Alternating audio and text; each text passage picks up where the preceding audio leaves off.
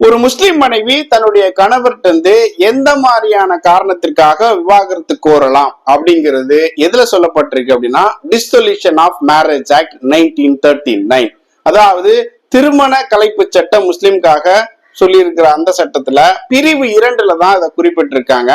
எல்லாருக்கும் தெரியும், பொதுவா குருவாலிட்டி அப்படின்ற கிரவுண்ட்ல காமனா விவாகரத்தை தொடுப்பாங்க அப்படின்றது.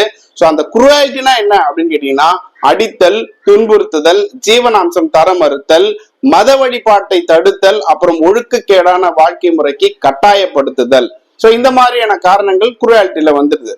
இது தவிர வேற என்ன காரணங்களுக்காக விவாகரத்து கோரலாம் அப்படின்னு பாத்தீங்கன்னா, 2 வருஷம் ஒரு கணவன் தன்னுடைய மனைவிக்கு ஜீவனாம்சம் தர மறுத்திருந்தால், 3 வருஷம் அவர் தன்னுடைய கடமைகளை நிறைவேற்றாமல் இருந்திருந்தால், 4 வருஷம் அவர் காணாம போயிருந்தா, 7 வருஷம் மற்றும் அதற்கும் மேற்பட்ட சிறை தண்டனை அடைந்திருந்தால், அந்த சிறை தண்டனை அப்படின்றது ஃபைனாலிட்டியா அடைஞ்சிருக்கணும். அது மட்டும் இல்லாம திருமணத்தின் போது அவர் ஆண்மை தன்மை இல்லாதவர் இருந்திருந்தால், திருமணத்திற்கு பிறகும் ஆண்மை தன்மையற்றவராக இருந்திருந்தால், மனநோயால் பாதிக்கப்பட்டிருந்தால் மற்றும் தீவிர பால்வினை நோயால் அவர் பாதிக்கப்பட்டிருந்தார், 15 வயதிற்கு உட்பட்டு திருமணம் செய்யப்பட்டு 18 வயசுக்கு முன் நிராகரித்திருந்தால், மற்றும் கடைசியாக முஸ்லிம் பர்சனல் லா அங்கீகரிக்கும் வேறு ஏதேனும் காரணங்களுக்காக ஒரு முஸ்லிம் மனைவி தன்னுடைய கணவர்கிட்ட விவாகரத்து கோரலாம்.